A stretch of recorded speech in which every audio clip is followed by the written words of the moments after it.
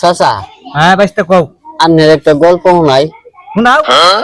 আমার দাদার একটা গোয়াল ঘর আছে, দুজি গরু এক মাথার দিয়ে চাচ্ছে, আরেক মাথার যাইতে যাইতে 10-12টা বেইন দিয়েছে। ভাই সর্বনাশ, হ্যাঁ সর্বনাশ, কত বড় গোল ঘরে আছি। এত বড় গোয়াল ঘরে আছে। ভাই বাইস্তা, হ্যাঁ আমার একটা গল্প শুনো। কোন চাচা?